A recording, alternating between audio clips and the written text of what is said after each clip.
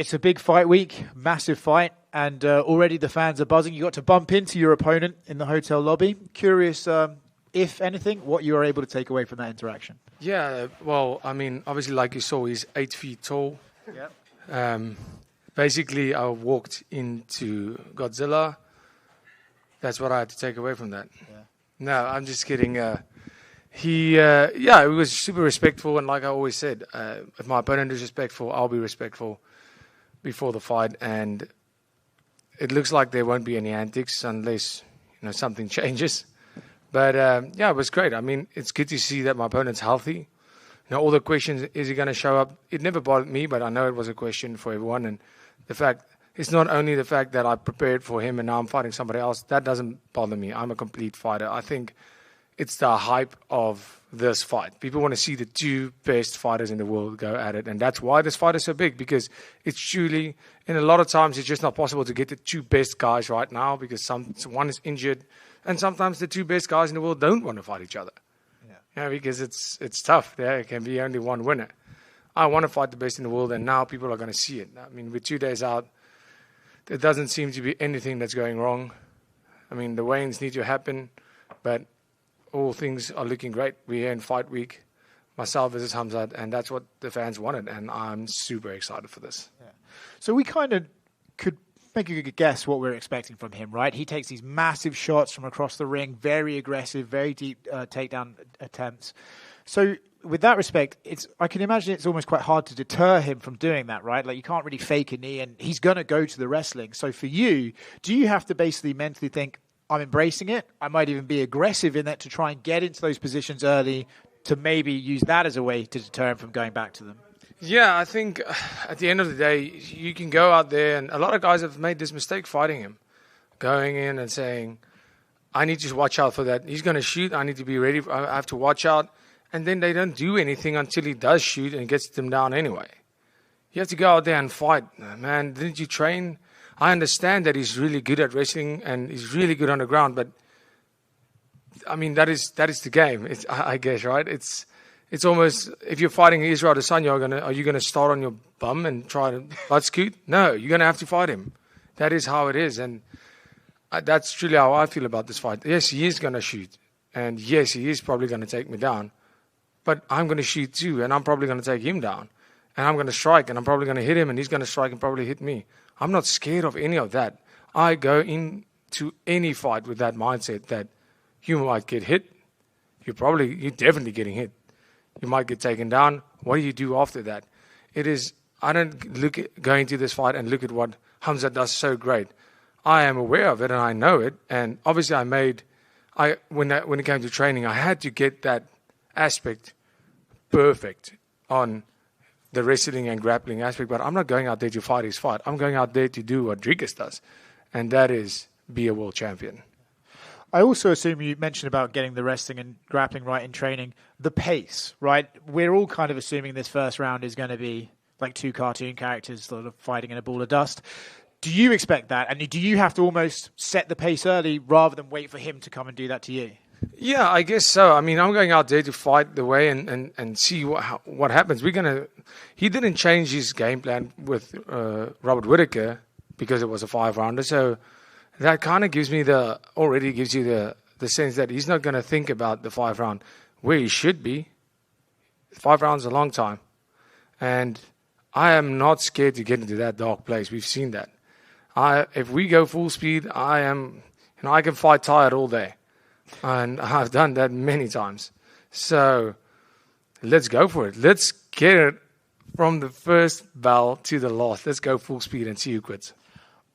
Of all the descriptions and memes about your fighting style, which is your favorite that you've heard or read? World champion. And lastly, I know it's been a respectful week so far, but this press conference is coming up tomorrow. I'm curious if you have your traditional harrowing childhood trauma from him that you can bring up tomorrow if he does get a bit disrespectful. I don't know. We'll see. I can't practice these things, guys. People they're pretty certain that I practice these things. I can't. I mean, that is, as we would say, fire banter around the fire. And if it's in the moment, it's funny.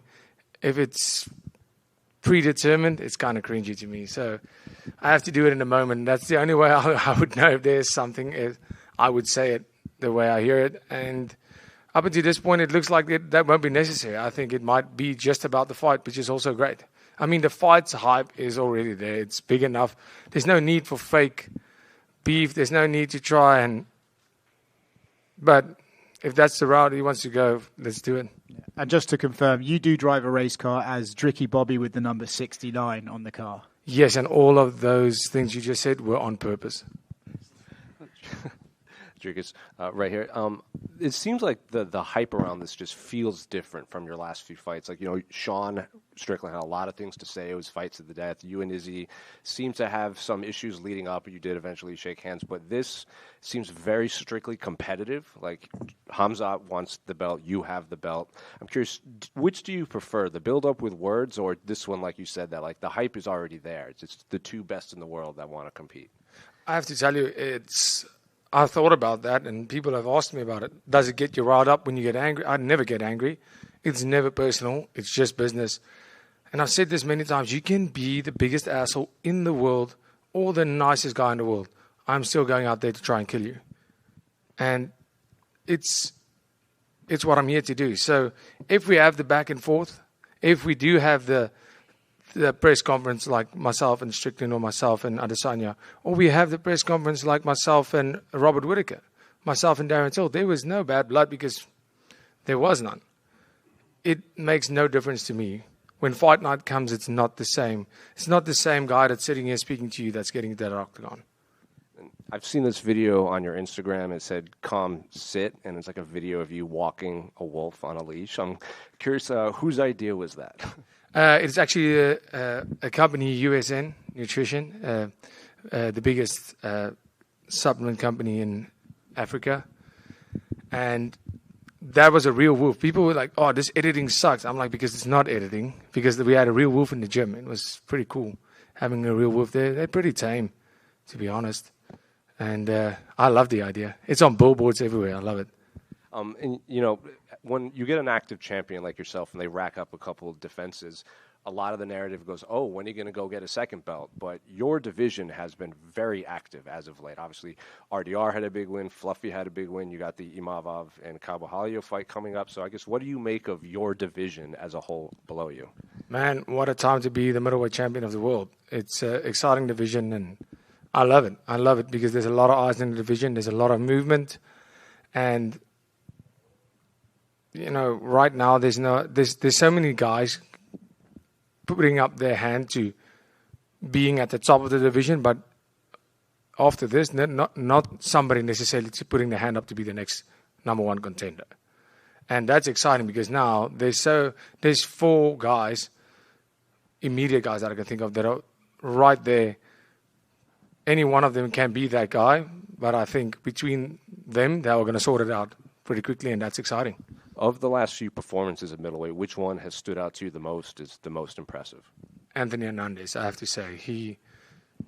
His last fight against Dolidze was very, very impressive. Of course, the fight with RDR and Whittaker was a big test for him, but, it was a very, very, very close fight.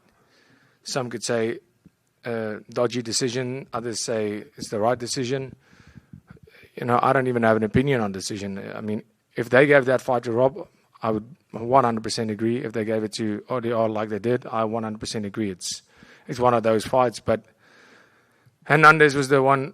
Obviously, Dolidze is ranked number 9, I think, when they fought.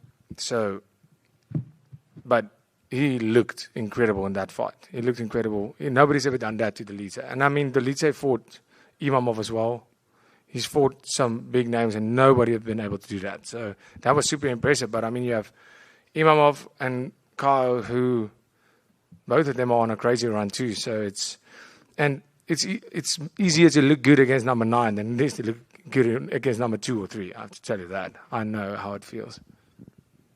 Dricus, the past few fights, maybe like different locations, maybe not the deepest undercards and all that type of stuff. You had to kind of work for it. This is the opposite, right? Like super great fight card here in the States, big city.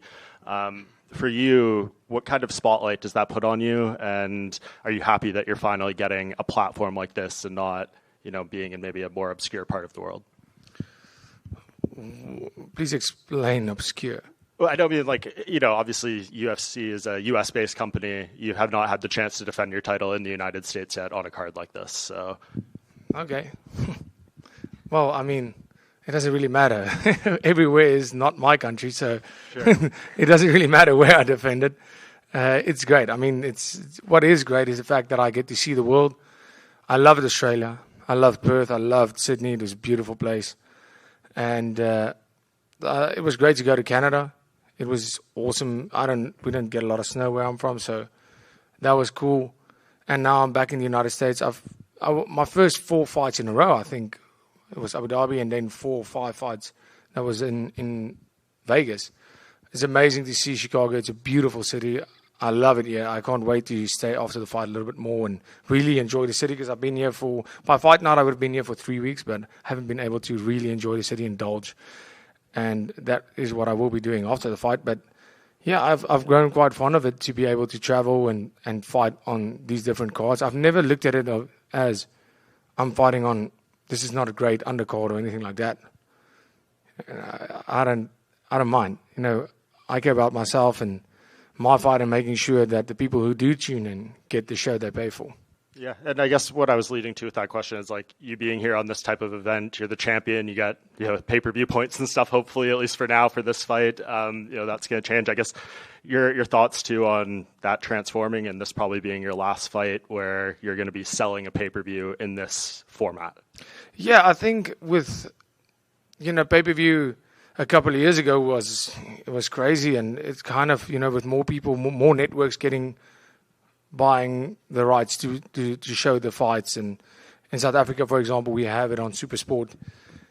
And pay-per-view, the American market is the biggest pay-per-view buyers, right? And the fact that's why when they do have an event in, let's say, the Manchester event or anything like that, the events are at ridiculous hours.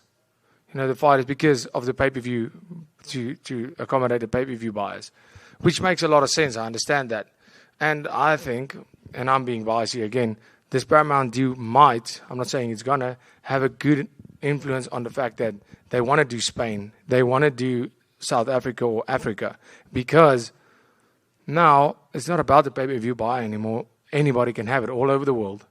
And the fights can actually be, because if they're going to have it in South Africa, the event's going to start at 1 a.m. and finish at 7 a.m. That's ridiculous. How can anybody prepare for that? Sleep during the day, fight during the night. And that's going to make it possible for events like this to take place from 3 p.m. to 10 p.m. anywhere in the world. I think that's a big change, that's a big possibility in the future. So I'm very excited with this deal. And, of course, the more money the UFC makes, hopefully the more money we make. Yeah, I was going to ask, have you had any conversations with any of the brass of how this could impact, how you're compensated beyond this fight? No idea. No, I haven't. Like I said, when it comes to the money stuff, this close to a fight, I don't care. Let's win a fight and then we'll talk about that. Yeah. And last thing, I had Chris Weidman on my podcast earlier this week, and he was basically giving you major props and saying if you win this fight, he thinks you go up to being probably the 3rd greatest middleweight champion of all time, above him, behind Izzy and Anderson Silva. Would you think that is a fair assessment of where you would fit in with the win here? Yeah, in terms of the amount of title defenses, for sure. You have to look at it from, I think Chris Weidman is amazing. I'm a massive, massive fan. But you have to look at, when you look at the amount of defenses and you look at a guy like Anderson Silva, for example, I think Anderson Silva is the GOAT because he's the guy. He's always been a hero of mine. But you have to look also in terms of era of title defenses, who these guys fought. Did they fight a guy with a part-time job? Did they fight full-time fighters? Was the sport ever as developed as it is right now? But I can't take away from any of those guys. I'm just saying in today's age of fighting, that amount of defenses is not always possible. Mm-hmm. And, right now, I still have a long way to go before I'm considered as the greatest of all time and even the greatest middleweight of all time. But after this fight, I'm right up there. I'm getting very close to that. What do you think people are going to be saying on Sunday? Because everyone has a take about this fight, but obviously no one knows what the hell is going to happen in there until it actually happens. But people think Khamzat's this huge test for you. If you get him and beat him the way that you want, what do you think everyone's going to be saying? I know some have said you could potentially even be number one pound for pound with a win here. Yeah, I think he's exactly as good as people think. And I know he is this massive task. And so was every other guy in front of me. At the stage where I fought them, they were these massive tasks. Look at Robert Whittaker. He hasn't lost in over a decade to anybody else than the champion. Then fighting Strickland, who just beat Adesanya, and beating him, then fighting Adesanya, who, I mean, it's Israel Adesanya, one of the best who's ever do the sport. And now it's this guy. And after this guy, there will be another guy where people will say, oh, this is your biggest test to date. Because that's what happens when you fight the best of the best. So, yes, this fight is massive. Khamzat is an incredibly good fighter. But what people are going to be saying is the same thing they've said after every single one of my fights. He did it again. Can you believe it? Dricus did it again. I will not doubt him again. You know, same old, same old. Dricus, kind of piggybacking off that question, come Sunday, and still, Khamzat's kind of shut down the activity rumors. He says, look, if I win this fight, I would like to fight in Abu Dhabi, but say it doesn't go his way. Do you think that his activity slows down and we don't see him again for a long time? Like, what do you think could be potentially next for him if it doesn't go his way? That's a very good question. There's no way. Abu Dhabi is like in October, right? No. That's not happening. Firstly, and yeah, I think after Saturday night, it's going to be time to go and maybe do some introspection, saying, okay, how are we approaching this? Because I don't know where he's at on a mental level. I know he has a lot of money, as he says. I haven't checked his bank statements, but he says he has a lot of money. And, he's so certain that he's becoming world champion. And I'm here to say, no, there's no way you're becoming world champion while I'm the champion. So it's going to be interesting to see. I mean, it's always, I've tasted my first loss. I know what it feels like. It sucks. It really sucks. But that's where character comes in. So it's going to be interesting to see how he gets up from this.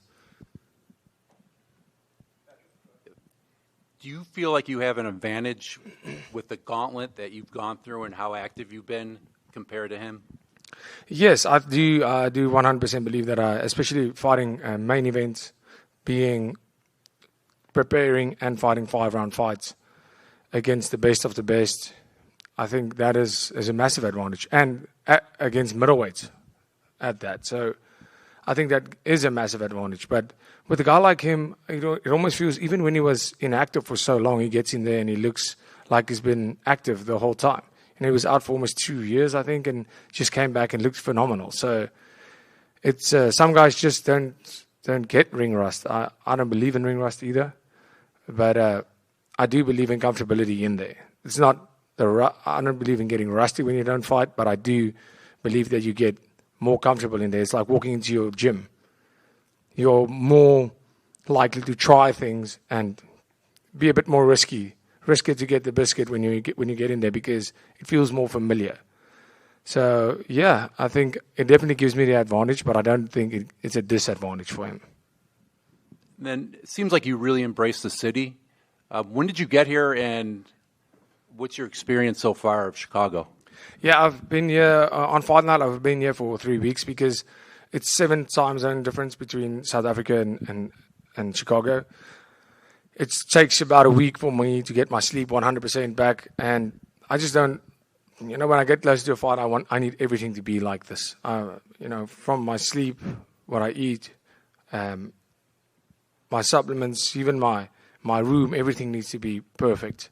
I need to know where I'm going, what the schedule is like, where am I training, and feel at home when fight night comes. So I always try to get out here to anywhere I fight as early as possible. And Chicago has been absolutely amazing. I've been here for more than 2 weeks now. it's been incredible. The culture here, the food looks amazing. Haven't been able to enjoy any of it, but the people are really, really nice. Everybody has been welcoming me with open arms everywhere I go. Going to watch all the sports teams with the Cubs, the Bears, the Blackhawks, and going to the United Center, the home of Chicago Bulls as well. And it's been incredible. Throwing that first pitch, I felt so comfortable. It really felt amazing. It feels amazing to be here. It's one of the nicest cities that I've ever been in. It's beautiful. The architecture is incredible. And yeah. Hey, Dricus, 2 questions. The first one is, take into account that I'm biased because I'm French, but you don't seem at all really interested in Nassourdine Imavov. Is it because it doesn't bring as many eyes to a potential fight? No, it's just because he's not my next opponent. I honestly don't mind. And it definitely doesn't bring as much eyes because, I think he's going to be fighting. He's fighting Barral now, and I just don't see it.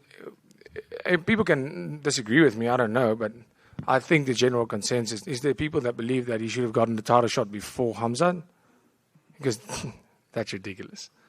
And it's not that I'm not interested in him. He's not the number 1 contender yet. He has that ranking, but he's not the number 1 contender yet. It's for me to speak about him right now is senseless. That's why I've been so dismissive of that. I feel the same about any other guy in the division.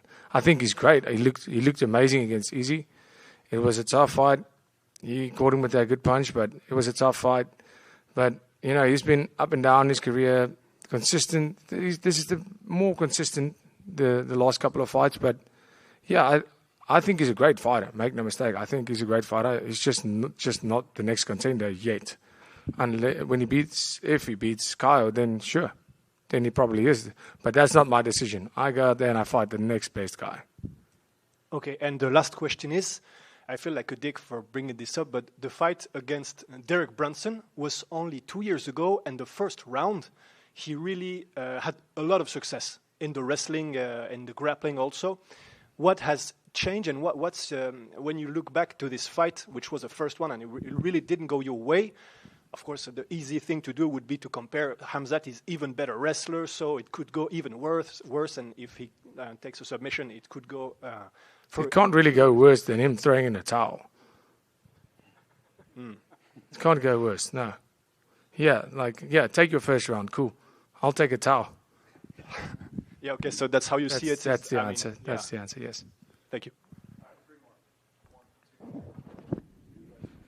Dricus, does it bother you coming into this fight? You're the betting underdog, or do you just dismiss that?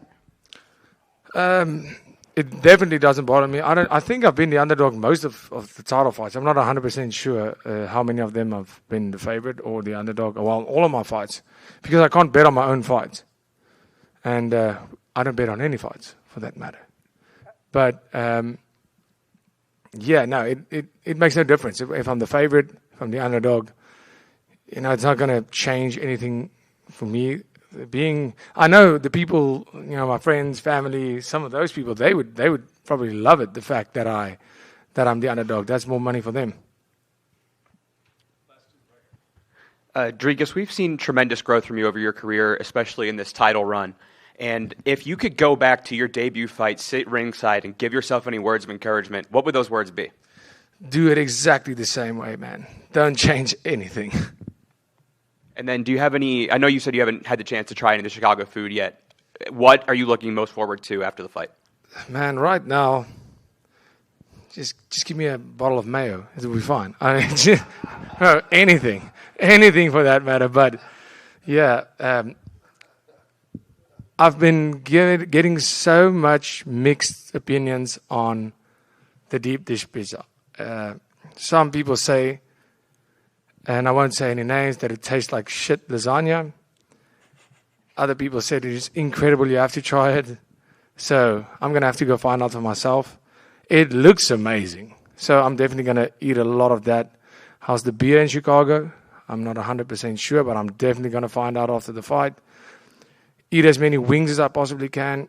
And America, I have to say, well done. You have created the best snack on earth, and it's called Cheez-Its, and I'm going to eat boxes of them. Absolutely love it. Fans call your style very unorthodox. How much is that instinct versus game plan? That's a very good question. Good way of putting it, between instinct and game plan, because I think game plan is very important at this level. Everybody's fit, everybody's strong, everybody can take a punch, give a punch. You know, there's some people with a bit of an advantage here, but they lack a bit here. And then it comes down to, and I honestly believe that's where the sport is heading. Everybody is so good these days at everything. Guys can defend takedowns, they can wrestle, they can grapple, defensively, offensively strike. Everybody, and then it comes, we are going back to the educated brawler. It's almost where we are going.